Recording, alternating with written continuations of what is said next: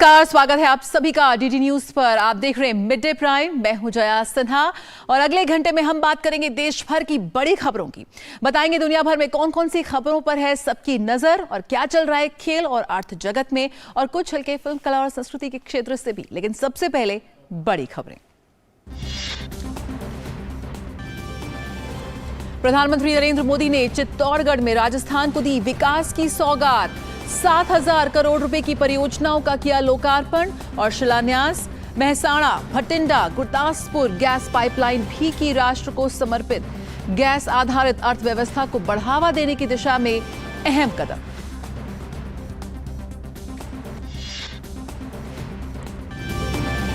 PM Modi आज ग्वालियर से मध्य प्रदेश को देंगे 19,000 करोड़ रुपए से अधिक की विकास परियोजनाओं का तोहफा। पीएमएवाई ग्रामीण के तहत बने 2 लाख से अधिक घरों के गृह प्रवेश का भी कार्यक्रम।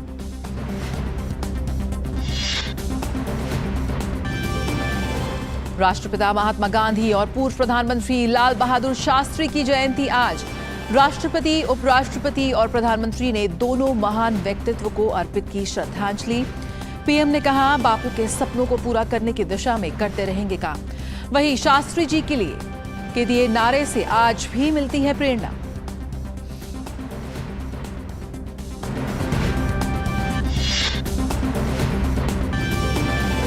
एनआई के हत्थे चढ़ा आईएसआईएस का संदिग्ध 3 लाख का इनामी आतंकी शाहनवाज। 2 अन्य गिरफ्तार, पूछताछ जारी।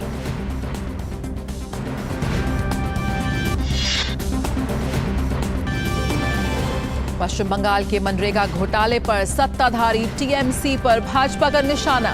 कहा, राज्य की जनता को बेवकूफ बनाना बंद करे ममता सरकार। घोटाले को लेकर केंद्र सरकार को महीनों तक आंकड़े उपलब्ध न कराने का लगाया आरोप। एनआईए की आंध्र प्रदेश और तेलंगाना में छापेमारी। गुंटूर, नेल्लोर, तिरुपति समेत कई शहरों में वामपंथी उग्रवाद और नक्सली हमले में बड़ी कार्रवाई।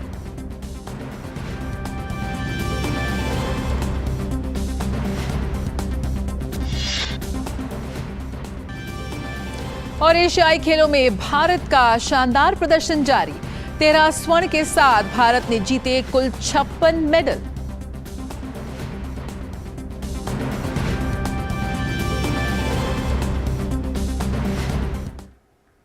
और सबसे पहले नजर डालते हैं इस वक्त की बड़ी खबरों पर।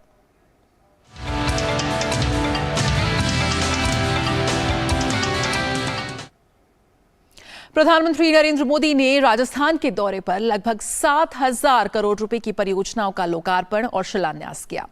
उन्होंने गैस आधारित अर्थव्यवस्था को बढ़ावा देने के एक और कदम के रूप में मेहसाणा, भटिंडा, गुरदासपुर गैस पाइपलाइन राष्ट्र को समर्पित की। पीएम ने राजस्थान में कई रेल और सड़क क्षेत्र की परियोजनाएं भी राष्ट्र को समर्पित की। प्रधानमंत्री द्वारा राष्ट्र को समर्पित की गई रेलवे परियोजनाओं में चित्तौड़गढ़ नीमच रेलवे लाइन और कोटा चित्तौड़गढ़ विद्युतीकृत रेलवे लाइन के दोहरीकरण से जुड़ी परियोजनाएं शामिल हैं। उन्होंने राष्ट्रीय राजमार्ग 12 पर दारा झालावाड़ 3 धार खंड पर 4 लेन सड़क का लोकार्पण किया। प्रधानमंत्री ने स्वदेश दर्शन योजना के तहत नाथ द्वारा में विकसित पर्यटन सुविधाओं का भी लोकार्पण किया। देश में गैस पाइपलाइन नेटवर्क बिछाने का अभूतपूर्व अभियान चल रहा है। मेहसाणा से भटिंडा तक की गैस पाइपलाइन बिछाई जा रही है। इस पाइपलाइन से पाली हनुमानगढ़ सेक्शन का आज लोकार्पण किया गया है। इससे राजस्थान में इंडस्ट्री का विस्तार होगा, हजारों नए रोजगार बनेंगे। इससे बहनों के किचन में पाइप से सस्ती गैस पहुंचाने का हमारा अभियान भी तेज होगा।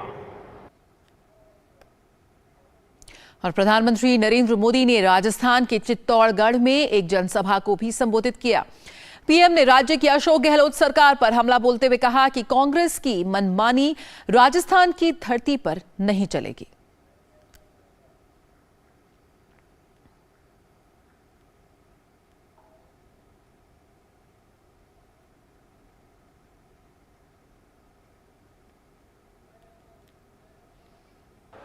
कांग्रेस की ये मनमानी अब राजस्थान की धरती पर नहीं चलेगी। लाभार्थी का जो हक है वो सीधा मिले, वो पूरा मिले, ये भाजपा सरकार सुनिश्चित करती है। भाजपा सरकार ने बीते 9 वर्षों में डायरेक्ट बेनिफिट से लाखों करोड़ रुपए सीधे लाभार्थियों के बैंक खाते में पहुंचाए हैं। पीएम किसान सम्मान निधि आज सीधे किसान के बैंक खाते में आती है। कोई बिचौलिया नहीं, कोई कंपनी नहीं, कोई कमीशन नहीं, किसी दफ्तर में चक्कर काटने की जरूरत नहीं। मोदी का मॉडल ही यही है, हर लाभार्थी तक सीधा लाभ। इसलिए राजस्थान को भरोसा है कि भाजपा आएगी, बेईमानी जाएगी। और इससे पहले प्रधानमंत्री ने चित्तौड़गढ़ जिले के प्रसिद्ध सांवलिया सेठ मंदिर में दर्शन किए। सांवलिया सेठ मंदिर अपनी सुंदरता और विशिष्टता के कारण हर साल लाखों भक्तों को बरबस ही अपनी ओर आकर्षित करता है। सांवलिया सेठ मंदिर की वास्तुकला प्राचीन हिंदू मंदिरों से प्रेरित है। ऐसे मान्यता है कि भगवान श्री सांवलिया सेठ का संबंध मीराबाई से है। किंवदंतियों के अनुसार सांवलिया सेठ मीराबाई के वही गिरधर गोपाल हैं जिनकी वे पूजा किया करती थी।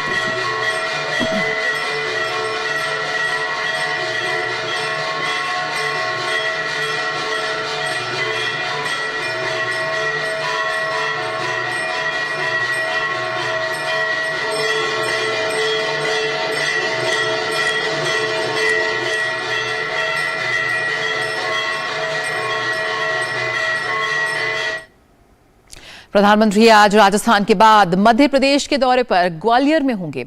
यहां वो लगभग 19,260 करोड़ रुपए की परियोजनाओं का लोकार्पण और शिलान्यास करेंगे। प्रधानमंत्री दिल्ली वडोदरा एक्सप्रेसवे राष्ट्र को समर्पित करेंगे। इसे लगभग 11,895 करोड़ रुपए की लागत से विकसित किया गया है। पीएम 1,880 करोड़ रुपए से अधिक की 5 अलग अलग सड़क परियोजनाओं की आधारशिला भी रखेंगे। इस अवसर पर प्रधानमंत्री आवास योजना ग्रामीण के तहत निर्मित करीब 2,20,000 से अधिक घरों के गृह प्रवेश का पीएम मोदी द्वारा शुभारंभ किया जाएगा। पीएम लगभग 140 करोड़ रुपए की लागत से पीएमएवाई शहरी के तहत निर्मित घरों का भी लोकार्पण करेंगे। प्रधानमंत्री मोदी जल जीवन मिशन, आयुष्मान भारत स्वास्थ्य अवसंरचना मिशन और अन्य सुविधाओं से जुड़ी विकास की परियोजनाओं का शिलान्यास भी करेंगे।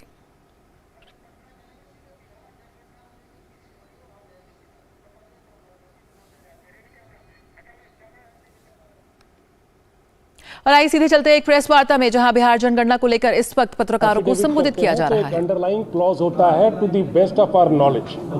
ये अंडरलाइंग राइडर वो हमेशा लगा रहता है, क्योंकि परफेक्शन किसी स्टेटमेंट में आ सकता है या नहीं आ सकता है, एक सब्जेक्टिव मैटर है।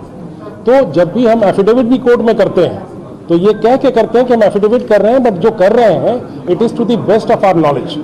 तो जो 100% कवरेज है it is to the best of our knowledge. अगर उसमें कहीं त्रुटि प्राप्त होता है तो will see as to what is to be done.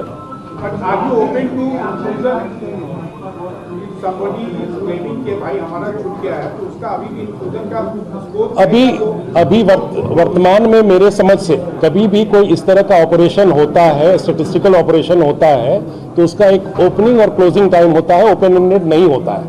और इसीलिए सामान्यतः जब हम रिपोर्ट रिलीज कर रहे हैं तो ये रिलीज कर रहे हैं जब कोई भी बड़ा ऑपरेशन, सेंसस भी होगा तो कुछ लोग छूटेंगे। हर एक कोई ऑपरेशन में परफेक्शन नहीं आ सकता है, स्पेशली जब आपका ट्रांजिएंट पॉपुलेशन है, पॉपुलेशन मूव कर रहा है, घर में उस दिन नहीं है, तो ये मान के चला जाता है कि हम लोग जो करेंगे कवरेज 100% रहेगा, लेकिन परफेक्शन अगर आइडियलिज्म की बात करेंगे तो वो संभवतः पॉसिबल नहीं है।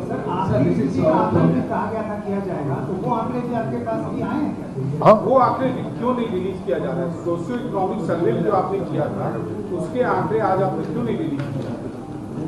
ये important aspect of this survey was to know the economic condition of all the classes in Bihar, and Have we seen no data about the economic condition or status of any of the last, just the population? So, ये how do we know the status of the हाँ नहीं, आपका point बिल्कुल valid है। This is stage 1। जब हम statistics क्या है, ये स्टैटिस्टिकल पॉइंट ऑफ व्यू से आपको देखना है, ये decision making point of view इसके बाद कन्वर्ट होता है। जब भी हम स्टैटिस्टिक्स, जैसे आज ही आप लोग तो पेपर पढ़ते हैं, आज हिंदू में हम पढ़ रहे थे कि वर्ल्ड बैंक जब रिपोर्ट रिलीज करती है ना, तो वर्ल्ड बैंक पहले physical quality of life indicators करके हम लोग जब यूपीएससी तैयारी करते तो उस समय PQLI कहता था, अब उसके बाद उसको ह्यूमन डेवलपमेंट इंडेक्स कहा। आज हमने पढ़ा तो वो स्टैटिस्टिक्स पे इतना थ्रस्ट दे रहा है कि अपने रिपोर्ट को बोलता है SPI, स्टैटिस्टिकल परफॉर्मेंस इंडेक्स। तो ये स्टैटिस्टिक्स ये फाइनल वर्ड नहीं है, अभी तो ये स्टेज 1 है जहां आपके पास आंकड़े आ गए। ये आंकड़ा सुलभ करना ही अपने आप में बहुत बड़ा चैलेंज था। इससे क्या जो आज जातिगत आधारित जो गणना दी गई है, तो इससे गवर्नमेंट को क्या फायदा? देखिए, इसमें अभी पहले तो स्टार्ट्स जब आपको मिलता है तो आपके प्लानिंग ज़्यादा पॉइंटेड रहते हैं। जो हम टारगेटेड जो ग्रुप्स हैं, बहुत बार आप देखेंगे कि कोई पर्टिकुलर ग्रुप का एजुकेशनल लेवल वैसा नहीं है, इकोनॉमिक लेवल ऐसा नहीं है, तो कभी भी आपका जब स्टैटिस्टिक्स इंडेप्थ आप जाते हैं तो आपको टारगेटेड अप्रोच करने में फ़ायदा होता है। आपको याद होगा पहले जब PDS होता था तो PDS में अक्रॉस द बोर्ड जाता था तो TPDS आया, टारगेटेड पब्लिक डिस्ट्रीब्यूशन सिस्टम। तो टारगेट ओरिएंटेशन करना है, अगर आपको वल्नरेबल ग्रुप्स को कवर करना है तो जितना आपके पास स्टैटिस्टिक्स होगा उतना आप बेहतर महसूस करेंगे अपनी डिलीवरी में। लास्ट में 1932 में लास्ट सर्वे हुआ था, सर्वे या सेंसस हुआ था, तो उससे कोई कंपैरेटिव आपने ये किया कि किस कास्ट का बढ़ा है, किस कास्ट का कम हुआ है? ठीक है, ये अभी आपको फिर हम पुनः क्लियर कर दे रहे हैं कि ये अभी हम लोग का जो प्रेस कॉन्फ्रेंस है ये पूरे इसके उपादेयता और बाकी चीज पर डिस्कशन के लिए नहीं है। आज हम रिलीज कर रहे हैं कि हमने एक एक्सरसाइज किया और ये एक्सरसाइज 1 साल के अवधि में बहुत त्वरित गति से हुआ और इसका उद्देश्य तो आप समझ रहे हैं कि इसका सोशियो इकोनॉमिक और बाकी जो फैक्टर्स हैं उनका एक एनालिसिस करके ये डेमोक्रेटिक जो हमारी व्यवस्था है उस पर डिपेंड करेगा कि हम इस डेटा को कैसे सदुपयोग करें और कैसे लार्जर एंड तक हम पहुंचाएं। तो ये स्टेज 1 है और इसके बाद आपके पास ऑप्शंस ज़्यादा आते हैं। जब आप आंकड़ों से सुदृढ़ हो जाते हैं तो आपको प्लान करने में, डिलीवरी देने में निश्चित रूप से फायदा होता है। 1931 में जो आंकड़े थे उसके आधार पर अब तक जो आंकड़ा था उससे क्या बहुत अलग है? अभी इस इन आंकड़ों पर किसी भी प्रकार का एनालिसिस नहीं हुआ है। ये आंकड़े अभी जो हैं ये कॉम्पाइल डेटा है। कॉम्पाइल डेटा के बाद मैं तो ये कह रहा था, इन लोगों से बात कर रहा था कि इस तरह के आंकड़े हैं कि हर एक ब्लॉक में, हर एक जात पे, हर एक पहलू पे एक PhD हो सकता है। तो it is one base data जिसको आप कैसे लेवरेज करते हैं और स्वाभाविक है जब डेटा है तो मतलब उसका सदुपयोग सरकार करना ही चाहेगी।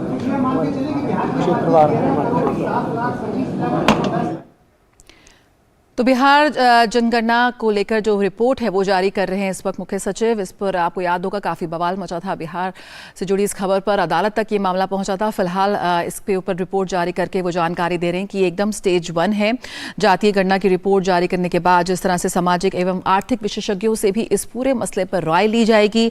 मूलभूत सुविधाओं की उपलब्धता की अगर हम बात करें तो उसके आधार पर राज्य के लोगों के जीवन स्तर में जो बदलाव हो सकते हैं या फिर जो कमी है उसके आकलन को भी विशेषज्ञों द्वारा इससे और बेहतर समझा जा सकेगा। लेकिन इस बात पे उन्होंने साफ कहा कि ये स्टेज 1 है, ये पहला चरण है।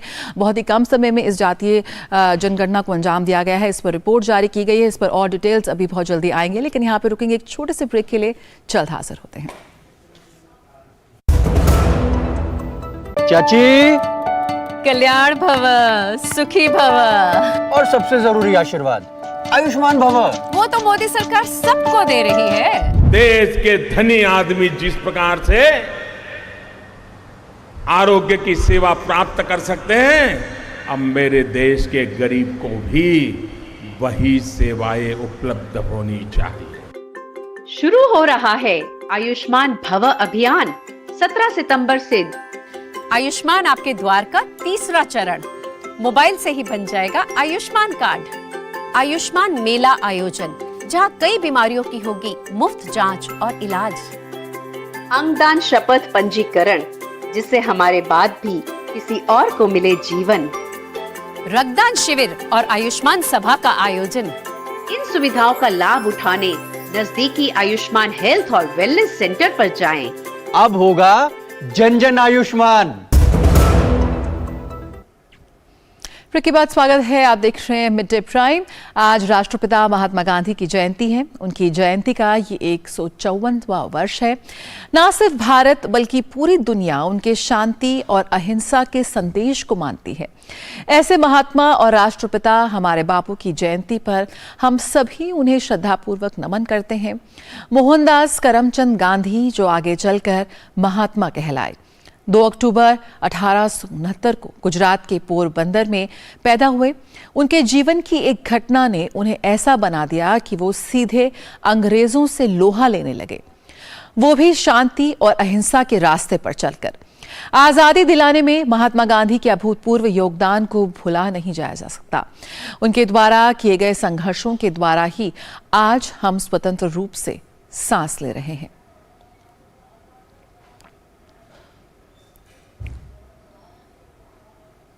और पूर्व प्रधानमंत्री लाल बहादुर शास्त्री की आज जयंती है। लाल बहादुर शास्त्री का जन्म 2 अक्टूबर 1904 को उत्तर प्रदेश के मुगल सराय, जो अब दीनदयाल उपाध्याय नगर कहलाता है, उसमें हुआ था।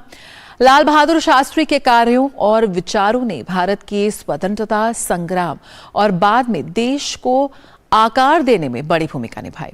लाल बहादुर शास्त्री सादगी और विनम्रता के पर्याय माने जाते थे। लाल बहादुर शास्त्री ने 1965 के भारत पाकिस्तान युद्ध के दौरान जय जवान जय किसान का नारा दिया था।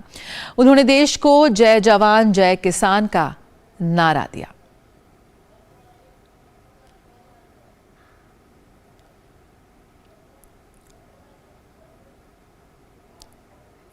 राष्ट्रपति द्रौपदी मुर्मू ने महात्मा गांधी की 154वीं जयंती पर राजघाट पहुंचकर राष्ट्रपिता को पुष्पांजलि अर्पित की।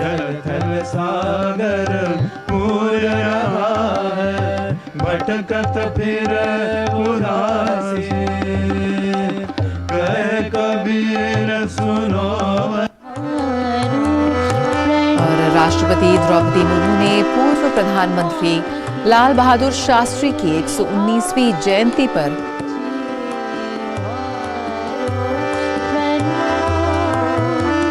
उन्हें श्रद्धांजलि अर्पित की। विजय घाट पहुंची राष्ट्रपति और लाल बहादुर शास्त्री को उन्होंने वहां पर श्रद्धांजलि दी।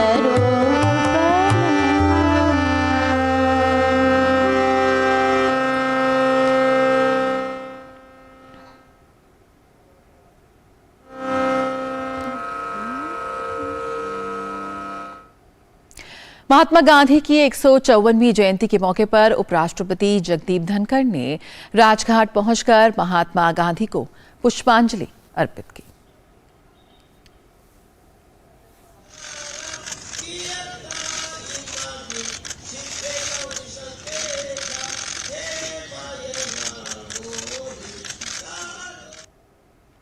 उपराष्ट्रपति और राज्यसभा के सभापति जगदीप धनखड़ ने पूर्व प्रधानमंत्री लाल बहादुर शास्त्री की 119वीं जयंती पर विजय घाट पहुंचकर लाल बहादुर शास्त्री को पुष्पांजलि अर्पित की।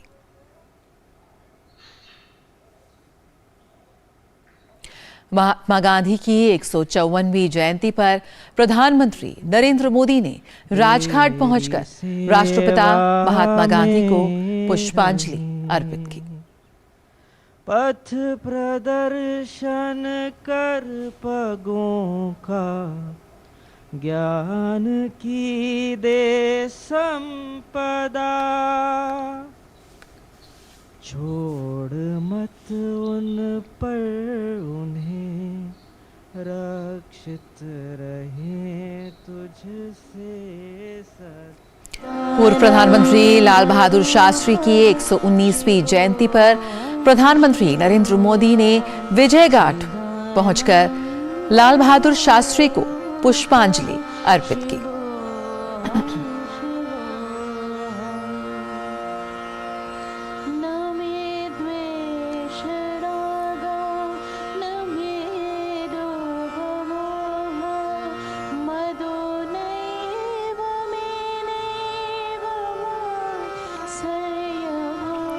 वहीं इससे पहले प्रधानमंत्री नरेंद्र मोदी ने बापू को याद करते हुए सोशल मीडिया प्लेटफॉर्म एक्स पर संदेश जारी करते हुए लिखा, मैं गांधी जयंती के विशेष अवसर पर महात्मा गांधी को नमन करता हूं। उनके द्वारा दी गई शिक्षा हमें आगे का रास्ता दिखाती है। महात्मा गांधी का वैश्विक प्रभाव संपूर्ण मानव जाति को एकता और करुणा की भावना के साथ आगे बढ़ाने के लिए प्रेरित करता है। मैं आशा करता हूं कि हम सदैव उनके सपनों को पूरा करने की दिशा में काम करते रहें। उनके विचारों के माध्यम से एकता और सद्भावना को बढ़ावा मिले। उनके विचार प्रत्येक युवा को उस परिवर्तन का वाहक बनने में सक्षम बनाए जिसका उन्होंने सपना देखा था।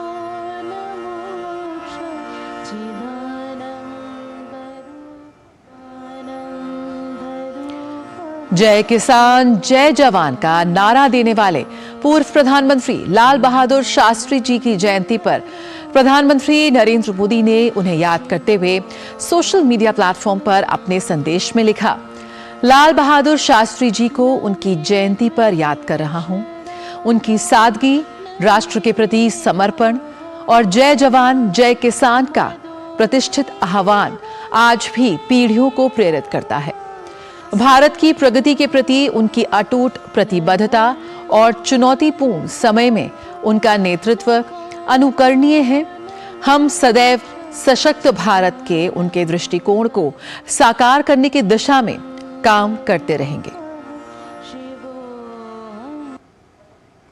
संसद भवन में लोकसभा स्पीकर ओम बिरला, केंद्रीय संसदीय कार्य मंत्री प्रहलाद जोशी और राज्यसभा में नेता प्रतिपक्ष मल्लिकार्जुन खड़गे सहित तमाम केंद्रीय मंत्रियों और सांसदों ने पूर्व प्रधानमंत्री लाल बहादुर शास्त्री का श्रद्धा सुमन अर्पित किए। तो संसद भवन में भी शास्त्री जी को श्रद्धांजलि दी गई। तो सीधी सीधी बात करने वाला आदमी हूं कि जिस जगह पे सत्य है वहां नहीं है तो वहां कुछ नहीं है। दुनिया का जो लेखक प्रकाश मखदूम ने the Mahatma on cellulite cinematic biography नाम की गांधी जी के जीवन पर एक अनूठी किताब लिखी है। मखदूम ने गांधी जी के जीवन पर बनी फिल्मों से फुटेज जमा करने की कहानी इस पुस्तक में बयां की है।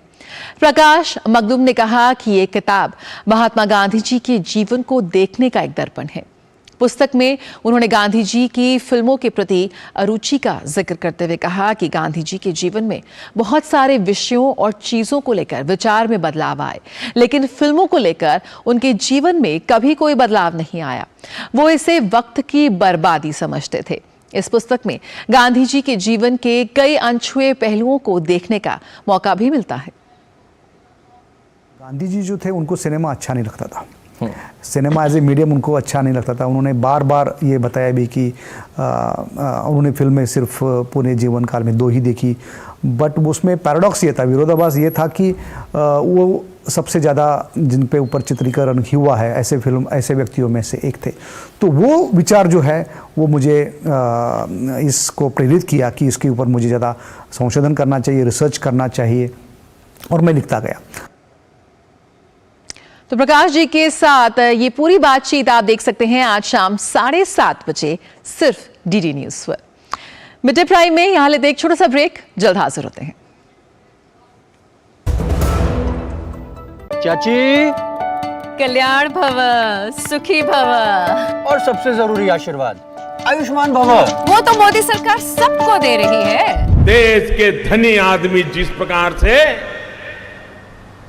आरोग्य की सेवा प्राप्त कर सकते हैं, अब मेरे देश के गरीब को भी वही सेवाएं उपलब्ध होनी चाहिए। शुरू हो रहा है आयुष्मान भव अभियान 17 सितंबर से।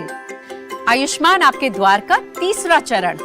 मोबाइल से ही बन जाएगा आयुष्मान कार्ड। आयुष्मान मेला आयोजन, जहां कई बीमारियों की होगी मुफ्त जांच और इलाज। अंगदान शपथ पंजीकरण, जिससे हमारे बाद भी किसी और को मिले जीवन। रक्तदान शिविर और आयुष्मान सभा का आयोजन। इन सुविधाओं का लाभ उठाने नजदीकी आयुष्मान हेल्थ और वेलनेस सेंटर पर जाएं। अब होगा जन जन आयुष्मान। ब्रेक के बाद स्वागत है। आइए अब नजर डालते हैं कुछ अन्य राष्ट्रीय खबरों पर।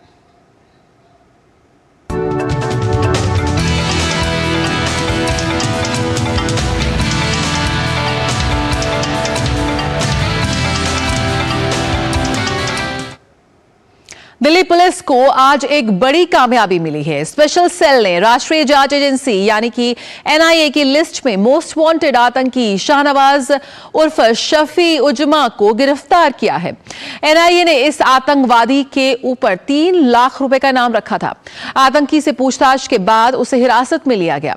ताजा जानकारी के मुताबिक पुलिस ने 2 और आतंकवादियों को गिरफ्तार किया है। पेशे से इंजीनियर शाहनवाज दिल्ली का रहने वाला है। पुणे पुलिस कस्टडी से फरार होकर दिल्ली में ठिकाना बनाकर रह रहा था। फिलहाल पुलिस उससे पूछताछ कर रही है। और एनआईए ने वामपंथी उग्रवाद नक्सली मामले में आज बड़ी कार्रवाई की। एनआईए ने आंध्र प्रदेश और तेलंगाना में 60 से ज्यादा संदिग्ध ठिकानों पर छापेमारी की है। रिपोर्ट्स के मुताबिक दोनों राज्यों में संदिग्धों के परिसरों और ठिकानों पर अभी भी छापेमारी जारी है। खुफिया इनपुट के बाद आज सुबह से ही एनआईए की अलग अलग टीमों ने राज्य पुलिस बलों के साथ संयुक्त अभियान में छापेमारी शुरू की। तेलंगाना के हैदराबाद और आंध्र के गुंटूर, नेल्लोर, तिरुपति में रेड अलर्ट जारी किया गया है। और सूत्रों के मुताबिक ये जो रेड जारी की गई है उन तमाम जगहों पर, और सूत्रों के मुताबिक वहां पर जिन संदिग्धों के घरों पर छापेमारी की गई है उनके नक्सली समर्थकों के साथ संबंध होने का शक है। और इससे पहले 9 सितंबर को एनआईए ने अगस्त 2023 के एक मामले के संबंध में तेलंगाना और छत्तीसगढ़ में छापेमारी और तलाशी की थी। इस दौरान विस्फोटक सामग्री, ड्रोन और एक अन्य लेथ मशीन की बरामदगी की गई थी। और हमारे साथ और जानकारी के साथ जुड़ रहे नीरज सिंह। नीरज, इस वक्त क्या कुछ और अपडेट मिल पा रहा है इस पूरी जो ये रेड जारी है, एनआईए की छापेमारी जारी है, इसको लेकर? देखिए, बिल्कुल 60 से ज्यादा लोकेशन पर जो छापेमारी की कार्रवाई है जया अभी भी चल रही है तेलंगाना और आंध्र प्रदेश में। और जैसा कि आपकी रिपोर्ट में भी इस बात का जिक्र था कि सितंबर में छापेमारी की कार्रवाई हुई थी और उस समय भी कई सारी संवेदनशील जो दस्तावेज हैं वो एनआईए को मिले थे। एनआईए को ये जानकारी थी कि जो नक्सली हैं वो किसी बड़ी वारदात को साउथ में करने की फिराक में हैं और एक तरीके से ये नक्सलियों का एक गठजोड़ था जो खासतौर से आंध्र प्रदेश और तेलंगाना के में जो नक्सली जो सक्रिय हैं। ऐसी भी जानकारी आ रही थी कि कुछ आतंकवादी संगठन भी इनके संपर्क में थे और इनको अपनी तरफ करने के लिए इनको तमाम तरह के जो प्रलोभन है वो भी दे रहे थे। पैसा और हथियार की जो सप्लाई है इनको करने की बात जो आतंकवादी संगठन है वो भी कर रहे थे। तो ऐसे इनपुट एनआईए के पास थे और एनआईए ने उसी के तहत ये कार्रवाई की और अभी तक जो जानकारी मिली है कि कुछ लोगों को हिरासत में भी लिया है और उनसे एनआईए की टीम लगातार पूछताछ कर रही है और बाकी जगह छापेमारी की कार्रवाई अभी भी चल रही है। और दिल्ली पुलिस की स्पेशल सेल ने जिस तरीके से एक मोस्ट वांटेड आतंकवादी को गिरफ्तार किया है, 3 लाख रुपए का उस पर इनाम था और एनआईए की मोस्ट वांटेड लिस्ट में ये आतंकवादी शामिल था।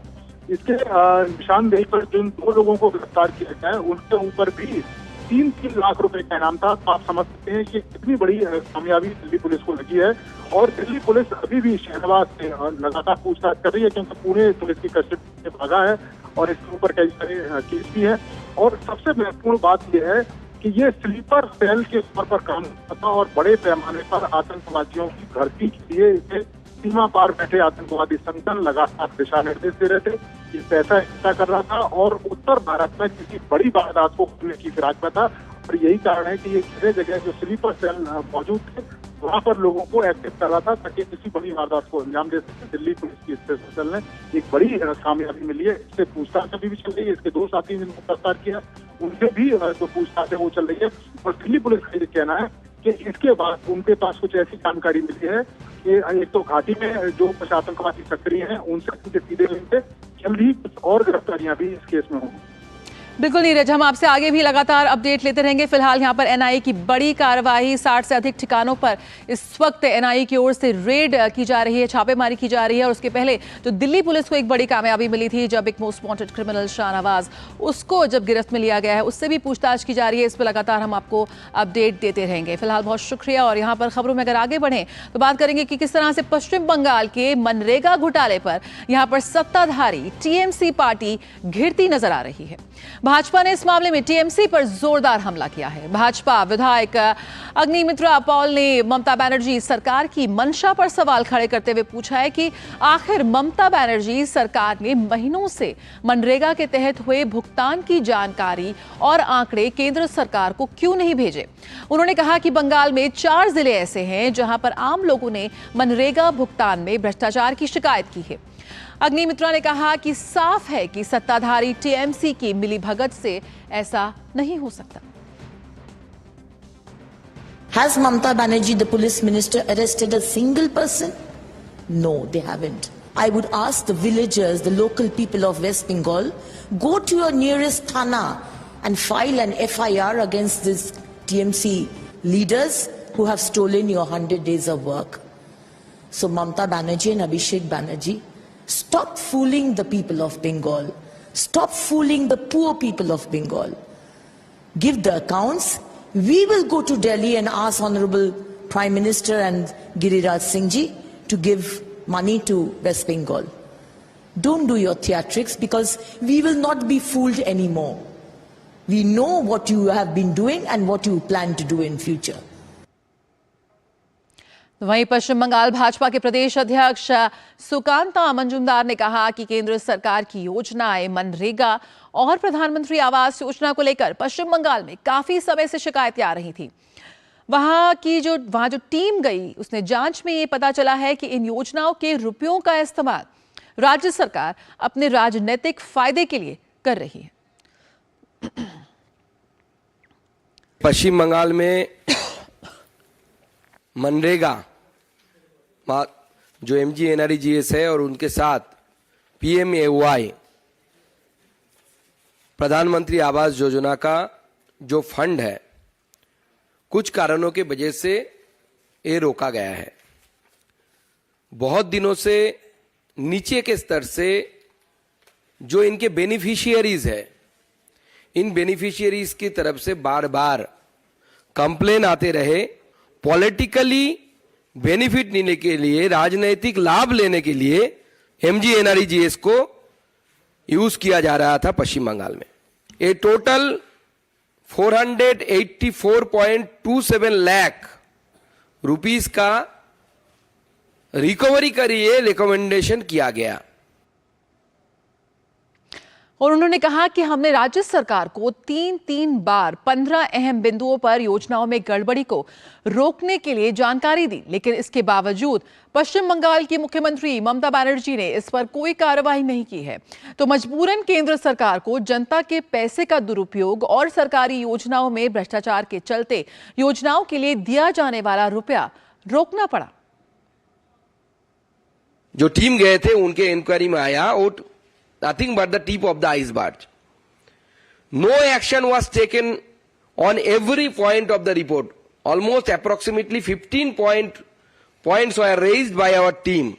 3 बार हमारे मिनिस्ट्री ने राज्य सरकार को रिमाइंड किया लेटर देके कि आप कॉम्प्रिहेंसिव एक्शन रिपोर्ट, जो एक्शन आपने लिया है वो लिख के भेजिए कि आपने क्या क्या एक्शन लिए हैं। But no action was taken by the state government.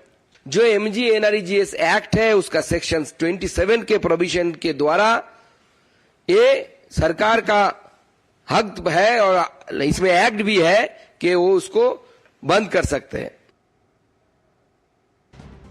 और नई दिल्ली स्थित भारतीय योग संस्थान का 57वां योग दिवस समारोह मनाया गया। इस समारोह में 10,000 से अधिक साधक साधिकाओं ने हिस्सा लिया। कार्यक्रम में गाजियाबाद, गुरुग्राम, सोनीपत, रोहतक और नोएडा समेत तमाम शहरों से साधकों ने योग दिवस समारोह में हिस्सा लेकर योगाभ्यास किया।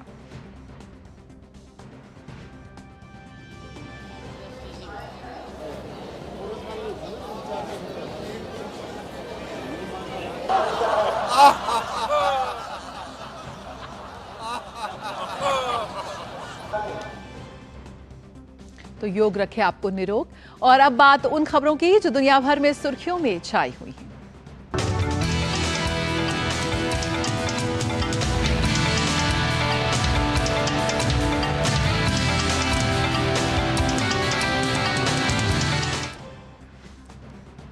स्पेसएक्स के संस्थापक और सीईओ एलन मस्क ने कनाडा में अभिव्यक्ति की आजादी को दबाने का आरोप लगाया है।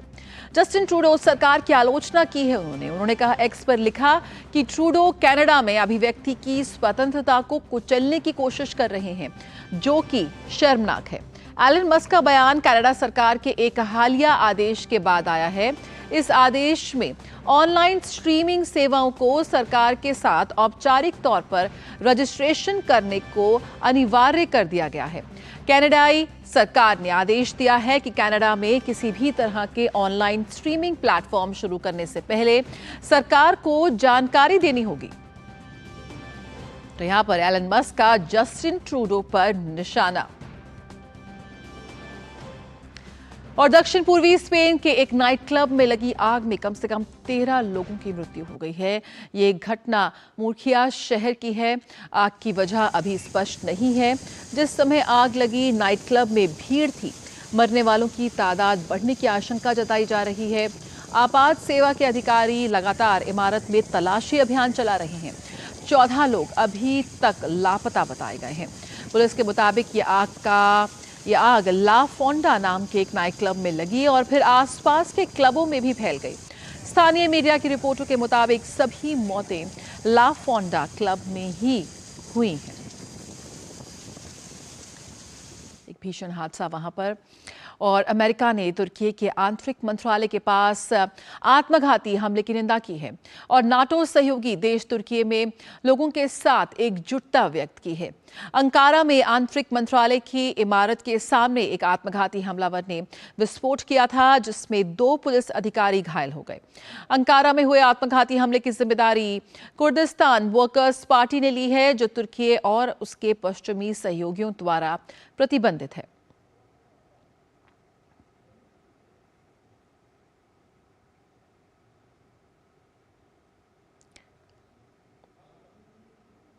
और दक्षिणी मैक्सिकन राज्य चियापास में एक मालवाहक ट्रक के दुर्घटनाग्रस्त हो जाने से 10 क्यूबाई प्रवासियों की मौत हो गई और 17 गंभीर रूप से घायल हुए हैं। मृत प्रवासियों में से एक बच्चा था, जबकि 17 घायल लोगों को अस्पतालों में भर्ती कराया गया है। ये दुर्घटना चियापास में पीजी जियापान टोनाला राजमार्ग के प्रशांत तट पर हुई है। नेशनल माइग्रेशन इंस्टीट्यूट ने एक बयान में कहा कि फोर्ड का ये मालवाहक ट्रक इतने सारे लोगों को ले जाने की क्षमता नहीं रखता था। हादसे के बाद वाहन चालक घटनास्थल से फरार है। और जापान के टोक्यो स्थित स्टार्टअप ट्यूबेम इंडस्ट्रीज ने 14.8 फीट लंबा 4 पहियों वाला रोबोट विकसित किया है, जो बेहद लोकप्रिय जापानी एनिमेशन श्रृंखला के मोबाइल सूट गुंडन जैसा दिखता है। इसका अनावरण अक्टूबर के अंत में जापान मोबिलिटी शो में किया जाएगा। 3.5 टन के इस रोबोट में 2 मोड हैं। पहला रोबोट मोड और दूसरा वाहन मोड, जिसमें ये 10 किलोमीटर प्रति घंटे की गति से यात्रा कर सकता है। निकट भविष्य में इस रोबोट का उपयोग आपदा प्रबंधन और अंतरिक्ष उद्योग में किए जाने की उम्मीद है।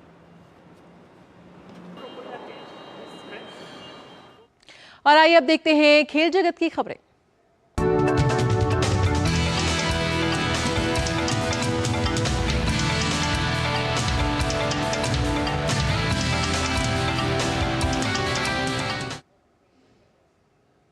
और चीन के शहर में चल रहे एशियाई खेलों में भारतीय खिलाड़ियों का शानदार प्रदर्शन जारी है। भारत के लिए रविवार का दिन बेहद खास रहा। खेलों के 8वें दिन भारतीय खिलाड़ियों ने 15 पदक जीतकर इतिहास रचा। इन खेलों के इतिहास में भारत द्वारा एक दिन में जीते गए ये सबसे ज्यादा पदक हैं। इससे पहले भारत ने साल 2010 के एशियाई खेलों के 14वें दिन 11 पदक अपने नाम किए थे। कल भारत ने 3 स्वर्ण सहित कुल 15 पदक अपनी स्थान पर बना हुआ है। 19वें एशियाई खेलों में 9वें दिन भारत ने कांस्य पदक के साथ दिन की शुरुआत की। रोलर स्केटिंग में भारत को ये कांस्य पदक मिला। महिलाओं की स्पीड स्केटिंग 3000 मीटर में संजना भटुका, कार्तिका जगदीश्वरन, हीरल साधु और आरतजू कस्तूरी कांस्य पदक जीतने में सफल रही। उन्होंने 4 मिनट 34.861 सेकंड में दौड़ पूरी करी। रोलर स्केटिंग में भारत को एक और कांस्य पदक मिला है। पुरुषों की 3000 मीटर रिले फाइनल में भारत 4 मिनट 10.128 सेकंड के समय के साथ तीसरे स्थान पर रहा। भारतीय टीम में आर्यन पाल घूमन, आनंद कुमार, वेल कुमार, सिद्धांत कांबले, विक्रम इंग्लिश शामिल थे। चीनी ताइपे ने स्वर्ण जबकि दक्षिण कोरिया ने रजत पदक जीता। और टेबल टेनिस की महिला युगल में भारत ने कांस्य पदक अपने नाम किया है। भारत की ओर से सुतीर्था और एहकिया मुखर्जी की जोड़ी ने भारत को यह पदक हासिल करवाया। हालांकि आज खेले गए सेमीफाइनल में इस भारतीय जोड़ी को उत्तर कोरियाई टीम ने हार कर कांस्य से इस टीम को भारतीय टीम को संतोष करना पड़ा। और महिलाओं की 400 मीटर बाधा दौड़ में विद्या रामराज ने पीटी उषा के राष्ट्रीय रिकॉर्ड की बराबरी कर ली है। 1984 में पीटी उषा ने 55.42 सेकंड में ये दौड़ पूरी की थी और अब विद्या ने भी ये कर दिखाया है। इससे पहले विद्या का बेस्ट रिकॉर्ड 55.43 सेकंड था। वह हीट 1 से बहरीन की अमीनत ओए जमाल के साथ सीधे फाइनल के लिए क्वालिफाई कर चुकी हैं। और एशियन गेम्स में पहली बार शिरकत करने वाली भारतीय एथलीट हरमिलन बेंस ने महिलाओं की 1500 मीटर रेस में रजत पदक अपने नाम किया है। हरमिलन ने कहा कि दौड़ बेहद रोमांचकारी रही और आखिरी पलों में वे गोल्ड लेने से जरूर चूक गई। हालांकि इस एथलीट ने कहा कि प्रधानमंत्री मोदी जिस तरह से एथलीटों का मनोबल बढ़ाते हैं, उसी का नतीजा है कि एथलेटिक्स में पदकों की वर्षा हुई है। हरमिलन बेंस से खास बातचीत की हांगझू में मौजूद हमारे संवाददाता गौरव ने। 1500 मीटर रेस में हरमिलन बेंस ने इतिहास रचा। इतिहास इस वजह से रचा क्योंकि उन्होंने यहाँ पर रजत पदक हासिल किया और इस वक्त वो हमारे साथ है। हरमिलन कैसे देखती हैं अपनी इस कामयाबी को? और जाहिर तौर पर खुशी होगी, लेकिन कितना ज़्यादा चुनौतीपूर्ण रहा ये पूरा? ये जो इवेंट था बिल्कुल ही जो 800-1500 देखा जाता है, ये सबसे ज़्यादा टेक्निकल इवेंट देखा जाता है। तो जैसा कि हम पहला लैप देख सकते थे, ये इतना ज़्यादा स्लो था कि हमारी शायद स्टेट मीट में भी इतना स्लो नहीं जाता होगा। And the last lap was like 58 Olympic standard, world championship standard का लैप गया है लास्ट 58। तो कह सकते हैं कि आप सोच सकते हो कि रेस स्टार्ट कैसी हुई और फिनिश कैसे हुई। It was so different. तो जो सारे कंपीटिटर्स थे वो सब लोग साथ में थे। जो डिफरेंस पैदा हुआ है सब में वो लास्ट 400 में ही हुआ है। सो मुझे पता था, आई वॉज सो कॉन्फिडेंट कि अगर लास्ट 400 जितना फास्ट जाएगा I can do it. So I was confident about it. पहला एशियन गेम्स और पहले एशियन गेम्स में ही आपका मेडल है, तो यहाँ से अब आगे की किस तरह की रणनीति है? ये मेरा पहला एशियन गेम का मेडल है, पर मेरी फैमिली में ये सेकंड मेडल है। मेरी मम्मी का है, इससे पहले एशियन गेम में सिल्वर मेडल था, लेकिन अभी 800 में मुझे एक और मेडल भी लाना है। तो अपनी फैमिली में 3 मेडल्स करने हैं। आगे ओलंपिक्स के लिए भी प्रेपरेशन करना है इसके बाद। So this motivates me a lot. देश में जिस तरह से खेलों को लेकर के एक पूरा बदलाव आया है, उसको लेकर के क्या कुछ कहेंगे कि ये जो बदलाव है, इस बदलाव का क्या ये असर है जहाँ पे अब एथलेटिक्स में मेडल्स जो हैं वो बरस रहे हैं? बिल्कुल है, क्योंकि आज के टाइम पे जब मैं पहले कैंप में थी 2018 में और अब मैं कैंप में आई हूँ, तो facilities is like they are working more than 100%। इतना अच्छा सब कुछ हो गया है। सेपरेट छोटे छोटे सोनाबाद्स हैं, बहुत सारी फैसिलिटीज़ हैं। साई बेंगलुरु में थी अभी मैं, और कोचिंग स्टाफ जब भी हम बोलते थे कि हमें ट्रेनिंग करना है, दे वर लाइक अवेलेबल। अगर आपको 2 बजे भी करना है तो दे आर अवेलेबल।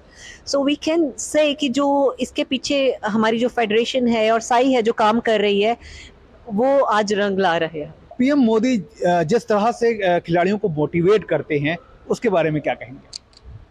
अभी मैं क्या ही बोलूँ, मुझे अभी उन्होंने फॉलो भी किया है और ट्वीट भी किया है उन्होंने मेरे लिए।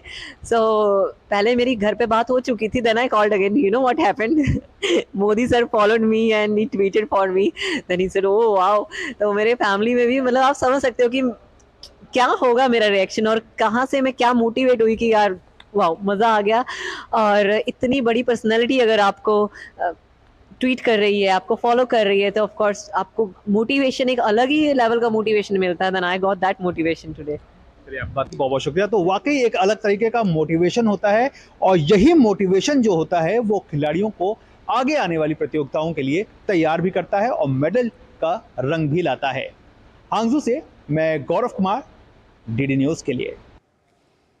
तो बिल्कुल एशियन गेम्स में भारत का शानदार प्रदर्शन जारी है। जिस तरह से एथलीट्स को सुन रहे हैं, प्रतिभा बहुत है, लेकिन उन्हें सही अवसर, वो सही प्रोत्साहन, सही दिशा दिखाने का काम जो इस वक्त हमारे देश में हो रहा है, इसके लिए वो सभी बहुत ज़्यादा शुक्रिया अदा कर रहे हैं। इसी के साथ मिड डे प्राइम में फिलहाल इतना ही, लेकिन खबरों का सिलसिला जारी रहेगा दूरदर्शन न्यूज़ पर। आप जुड़े रहिए हमारे साथ। नमस्कार।